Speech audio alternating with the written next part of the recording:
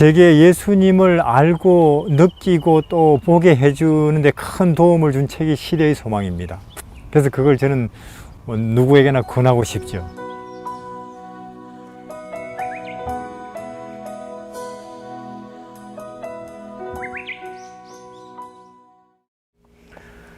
(23장) 하나님의 나라가 가까웠으니 예수께서 갈릴리에 오셔서 하나님의 복음을 전파하여 가라사대 때가 찼고 하나님의 나라가 가까웠으니 회개하고 복음을 믿으라 하시더라.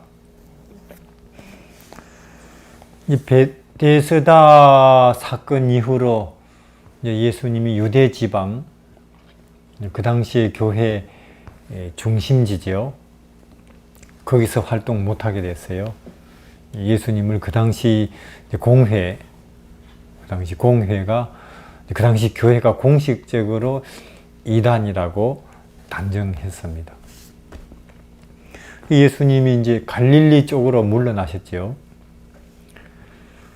물러나셨는데 하나님의 나라가 가까웠으니 때가 찼고 하나님의 나라가 가까웠으니 그러므로 복음을 믿으라. 이제 물론 이것은 이제 그 때가 찼다는 이 말씀은 이제 아시다시피 다니엘서 거기 2300주야 예언 8장 9장 2장에 거기 보면은 이제 70주야 그리고 그 안에 메시아의 탄생, 메시아의 침례, 거기서 뭐 빼기 30년 하면 탄생도 나와요. 그리고 그분의 활동, 그리고 그분의 3년 반 활동 이후 십자가, 심지어 뭐까지 나오느냐 하면은 이후 제자들의 3년 반 활동 뒤에 스데반의 죽음. 그렇게 해서 유대인들을 위해서 따로 구분된 70년. 하여튼 그 70년 안에 메시아의 초림에 관한 예언들이 초림에 관한 때가 찼으니 복음을 믿으라는 거예요. 예수님을 영접하라는 거죠. 그런데 그것이 거듭 거절당하는 것입니다. 그게 여기 보면은 만일에 이스라엘 지도자들이 그리스도를 받아들였다면 그분은 세상에 복음 전하는 그분의 기별자가 되는 명예를 그들이 제일 먼저 얻었을 것이다. 그 당시 교회가 지도자들이 그 당시 베드로나 요한, 야고보, 바울이 했던 일들을 그들이 했을 거란 말이에요. 그들이. 그 당시 지도자들이. 근데 그들이 그러나 하나님의 나라와 은혜의 선포자가 될 수 있는 기회가 그들에게 맨 먼저 주어졌다. 왜냐하면은 예수님 베들레헴에 태어나셨잖아요. 여긴 유대 지방이고 그 다음 또 예루살렘 성전에 가서 봉헌식을 하셨거든요. 40일 만에. 그때 또 시몬과 안나가 메시아라고 선포했죠. 그뿐이에요. 또 예수님이 12살 때는 그 당시 신학자, 율법학자들 앞에 메시아의 탄생에 관한 또 그분의 활동에 관한 때에 관한 또 수없이 드리는 번제와 모든 제사에 관한 걸 낱낱이 밝혀서 깨닫게 하고는 그러니까 때가 찼고 메시아가 왔다는 것을 당신들 신학자들이 이제는 그들이 알았어요. 그걸. 그런데도 그들이 그걸 또 가르치지 않고 왜? 그걸 그렇다고 가르치면 자기들이 틀렸다는 걸 인정하게 되니까. 거듭 그들에게 기회가 맨 먼저 주어졌지만은 그러나 이스라엘은 그 때를 알지 못했다. 권고하는 때를. 유대 지도자들의 시기, 불신은 공공연한 정오심으로 익어갔으며 백성들의 마음은 예수님에게서 떠나갔다.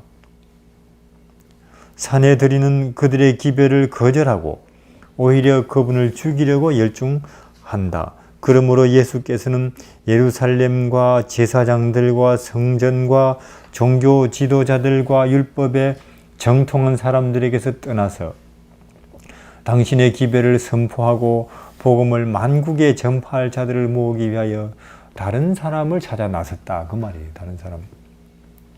예루살렘 쪽을 떠나셨죠. 갈릴리 바닷가 그쪽 혹은 이방인이 많고 노동자들 그런 사람들이 거기 많죠. 그리고 또 그 사람들이 예수님의 제자들로 모집이 되고 어부들, 노동자들 혹은 그 당시 미움받던 시리 때는 찼고 때가 찼다는 걸 알리는 여러 가지 메시지나 사인이 왔고 그런데도 거듭 그들은 그것을 거절하니까 우리에게서 떠나는 것입니다. 그들에게서. 그럼 우리가 지금 또 우리는 1844년에 재림의 때가 찼다는 기별과 함께 시작된 교회 아니에요? 2300주야, 70주야 만 아니고 그 2300주야가 다 채워진 1844년 그 재림운동으로 출발했고 재림의 때가 찼다. 재림이 온다는 것을 선포하기 위해서 우리는 탄생된 교회거든요. 때가 찼고 예수님의 재림이 임박했으니 머리를 들고 하늘을 바라보라고 재림을 향해서 나아가자고 이 세상 곧 역사가 끝나니까 여기 너무 뿌리 깊이 내리지 말고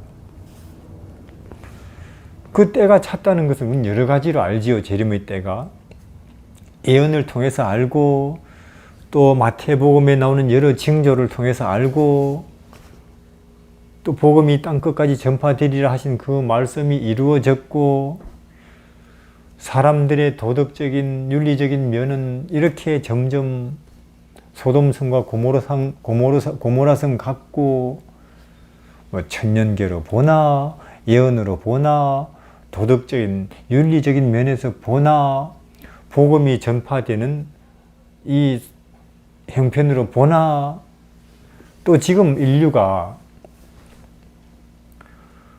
여러 가지 환경, 노인, 윤리, 경제 이런 총체적인 문제에 대해서 아무리 모여서 걸핏하면 나라 지도자들이 G20이죠. 의논해보지만 답이 없어요. 즉 지금 이 시대는 그 어느 시대보다 비전을 못 찾는 시대예요. 내일에 대한. 사람들이 고통하죠. 그럼 이 시대의 그런 필요성이라는 면에서 보나 해답은 재림밖에 없거든요. 그럼 지금 우리가 혹은 우리 교회가 우리 교단이 외쳐야 되는 거예요. 이걸 때가 찼고 재림이 가까웠으니 그 재림을 위해서 준비하고 그 재림을 향해서 나아가자. 그리고 예수 그리스도를 새로이 알고 그분을 만나자. 그리고 재림을 향해서 나아가자 하고 이 세상 사람들에게 나아가서 초청해야 될 우리가 또 그때처럼 잠잠하면은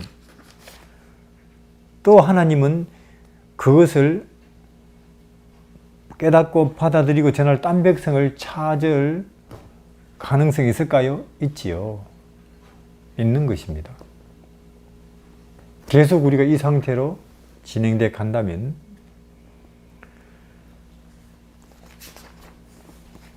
그리스도 초림 기별이 당신의 은혜의 왕국을 공포하였던 것처럼 그분의 재림 기별은 영광의 왕국을 말한다. 첫째, 둘째 기별도 그 예언 말씀에 기초를 두고 있다.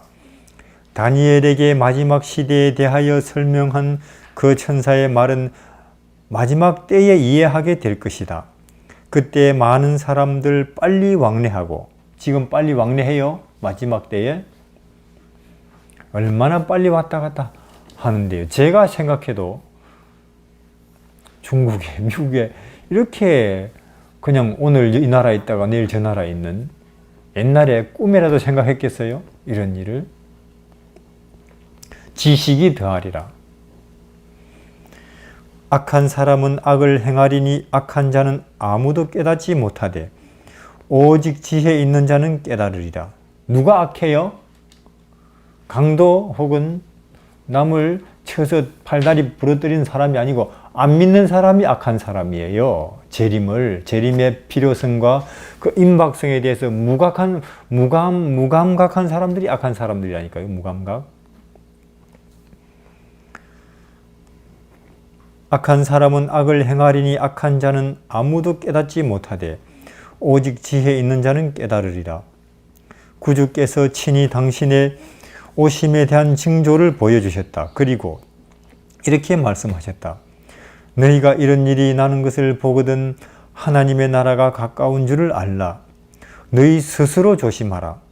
그렇지 아니하면 방탕함, 술 취함, 생활에 대한 염려로 마음이 둔하여지고 그날이 덫과 같이 뜻밖의 너희에게 임하리라. 그렇지, 우리는 술은 안 먹고 우리는 방탕은 안 하지 않느냐 하지만은 생활에 대한 염려가 점점 더 사람들을 사로잡고 있더라니까. 내보니까 생활에 대한 염려가, 이 경제 조건이 점점 좋아지고 나아지면 그 생활에 대한 염려가 점점 없어져 갈 줄 알았는데 그렇게 될수록 더 생활에 대한 염려가 커져 가요. 지금 보니까 옛날보다 더 꽉 묶여 있어요. 옛날보다. 그러면 또 옛날 예수님의 초림이 이스라엘 백성에게 정말로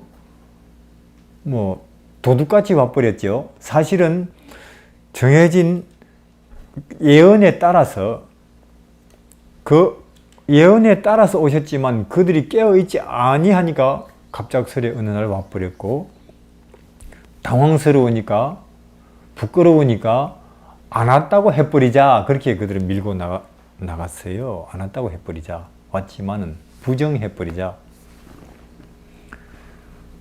우리도 재림이 우리의 최고의 소망, 모든 소망, 유일한 소망, 그리고 그날이 심히 내게 가깝다는 그런 깨어있는 마음이 아닐 때 어디선가 재림이 가깝다고 하는 소식이 들리고 사람들이 그쪽으로 움직여 갈 때 우리는 아니라고 말하고 싶어 할걸요. 내가 그게 저거 광신이에요. 아마 그렇게, 저거 극단이에요. 아마 그렇게 말할지도 몰라요. 이러므로 너희는 장차 올 모든 일을 피하고 인자 앞에 서도록 항상 기도하며 깨어 있으라. 우리는 이러한 성경 말씀이 예언한 시기에 이르렀다. 종말의 때가 이르렀다. 계속 말해요. 여기에 종말의 때가. 선지자들의 이상은 개봉되고 그 엄숙한 경고는 우리 주의 영광의 강림이 아주 가깝다는 것을 우리에게 가르쳐준다. 유대인들은 우리 하나님의 말씀을 오해하고 잘못 적용하였으므로 그들의 권고받는 일을 알지 못하였다. 그들은 그리스도와 그분의 사도들의 공생애의 해들, 곧 택하신 백성들에 대한 귀중한 은혜의 마지막 해들을, 주의 사자를 죽이려고 계획 세우는 일로 보냈다. 가장 하나님이 이 땅에 오셔서 가장 은혜롭고 가장 능력있고 가장 영광스럽게 구원을 가르치고 선포하고 구원으로 사람들 초청해 하는 그 3년 반 동안 그 누구보다도 그 혜택을, 그것을 가장 먼저 알아보고 그 은혜를 가장 먼저 입고 그것을 가장 사람들에게 먼저 전해야 될 그들이 그 3년 반 동안 오히려 구세주를, 천국을, 진리를 죽이려고 계획 세우는데 보내고 있었다는 거예요. 그걸 제거하려고. 너무 이상한 일이에요. 이것은 이해할 수가 없는 일이에요. 이해할 수가. 그러나 마귀는 그렇게 한다는 거예요. 예수님 안에 있지 않는, 깨어 있지 않는 사람들을, 그가 누구든지 마귀는 그렇게 사람을 캄캄하게 만들 수 있습니다. 그가 뭐 술주정뱅이든지 혹은 그가 무식쟁이든지 농부든지 그가 심지어 설교자, 신학자라 할지라도 마귀는 그렇게 캄캄한 사람으로 남은 다 보는 빛을 그는 못 보게 만들 수가 있다니까요, 마귀가. 우리는 가난한 심령이 아닐 때 바로 마귀의 밥이 되죠. 세상의 야심이 그들을 삼켰고 영적 왕국의 초청이 그들에게 왔지만 그것은 그들에게 아무 의미가 없었다. 그와 같이 오늘날에도 이 세상 사람들의 생각, 이 세상 왕국은 사람들의 생각을 온통 사로잡고 있으며 그들은 예언의 신속한 성취와 하나님의 나라의 신속한 도래에 징조들의 주의를 기울이지 않는다. 주의를 기울입니까, 우리가? 옛날보다 더 우리가 지금 뭘 먹을까, 뭘 입을까, 우리가 어떤 보험을 들어놔야 되나, 어디다가 어떻게 투자를 할까, 안정된 직장은 뭘까, 내 아들, 딸이 뭘 대학 가서 공부해야 먹고 사는 일에 지장 없을까. 그렇다면 우리도 마찬가지죠. 지금. 주의를 기울이지 않아요, 재림에. 형제들아, 너희는 어둠에 있지 아니하고 아니하니 그날이 도적같이 너희에게 임하지 못하리니 이는 너희는 다 빛의 아들이요 낮의 아들이라.